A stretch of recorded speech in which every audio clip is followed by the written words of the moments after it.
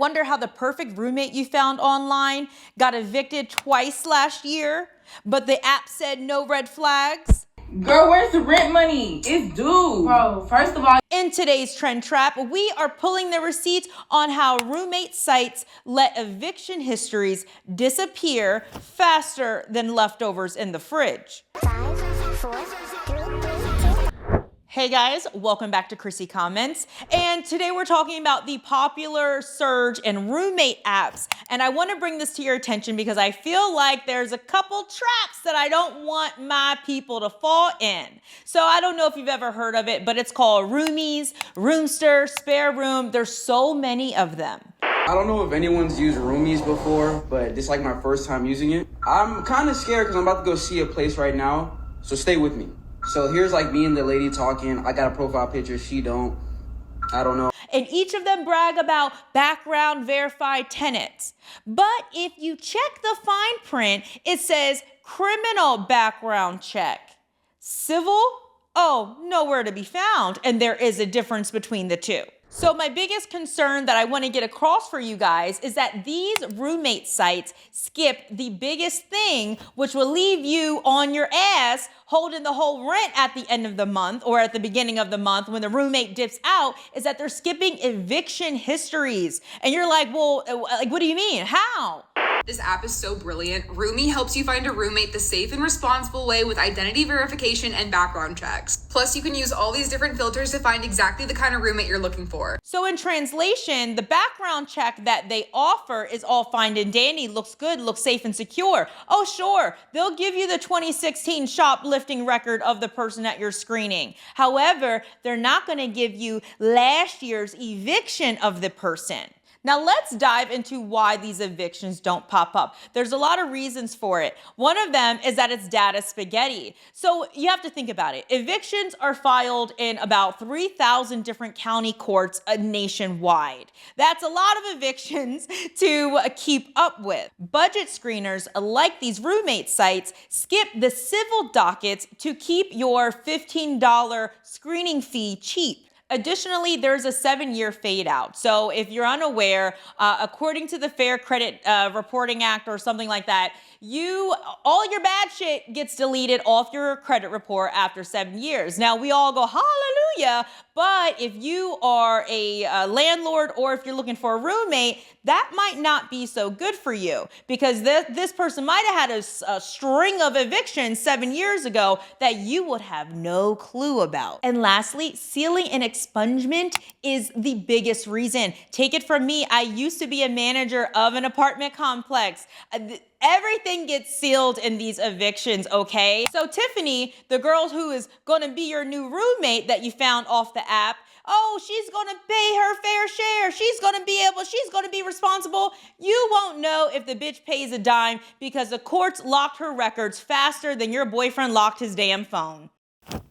So we already know that there is a housing crisis. There's a housing issue among millennials and Gen Zers. The American dream is almost dead to us. The home prices are so far out of reach. Our wages are not keeping up with the spike and rising rental costs that we can't even save for a down payment. It just isn't there. It just doesn't exist. And that is why you see these two generations literally blocked out of home ownership and put into renting. And therefore, thus we get this roommate situation, this necessity for a roommate or a partner to split the rent. While this affects all of us, the roommate sites and these hidden evictions affect Black millennials harder. There's a few reasons why. One of them being that we live in a lot of metro urban areas such as New York City, DC, Atlanta, places that have extremely high rental costs. Therefore, our need to have a roommate for these high rental costs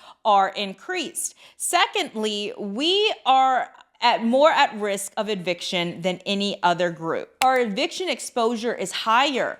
National average for Black Americans was 8% for eviction filings. That is that was literally 3 times the national average. So do you see the issue with apps like these hiding eviction records? That it increases our risk for eviction within our own demographic. We also have the ever-present wealth gap and wealth disparity between Black Americans and others. Typically, Black families' median net worth is around $45,000, which is only 15% of their white counterparts. So we already make less money. Could you imagine a roommate not paying their half of rent? You got to dip into an emergency fund. You got to dip into the little savings that you have, which could wreak financial havoc for you. And I have to be honest with you, when we walk through the door to rent an apartment or to rent from a private landlord, yeah, they probably want to screen us a little bit more. Are there laws and measures put in place to stop and counteract that? Yes, but at the end of the day,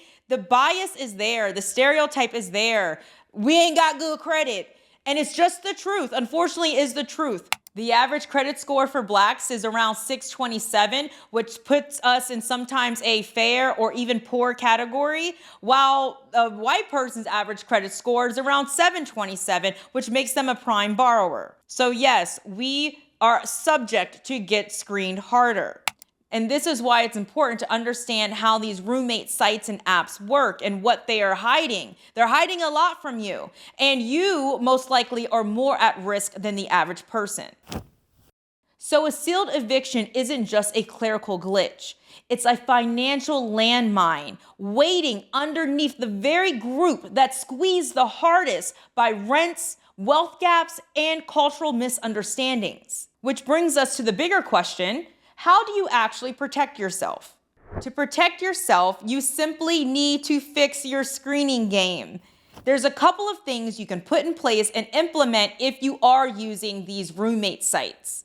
One of them is pull your own record. There's a lot of different websites that allow you to pull more information from the person where they can give you a civil docket. It may cost you more, but in the end, it's probably worth the extra 15, 20 bucks. And don't be afraid to ask for proof of lease. If they said, oh, I lived here, I lived there, yada, yada, yada, you can call that place up. I used to do it all the time for landlords. It's very simple. A proof of lease basically is very generic. All you need is a person's name, date of birth, and I believe the last 4 of their social. And that landlord legally can give you proof of rent. And it's very generic. It just says, yes, they lived here and they left on good terms. Or yes, they lived here and they did not leave on good terms. That's all it says. You have the right as a roommate or a landlord looking for another tenant to do that. So these are just a few things you can do to protect yourself if you are looking for a roommate.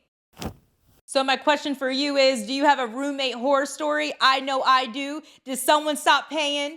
Okay, drop the ball. That happened to me. It sucks, it really does, but there are a few things we can do to protect ourselves. So hit the like button and subscribe for more trend traps, and share this video to your friend who thinks their new Craigslist roommate is just so chill. Yeah, they might want to beware. And if you haven't watched my last video, we dive into the tea behind Tyler Perry and the recent allegations and why I think the feds might be knocking on his door soon. If you want to watch it, it's coming up right now.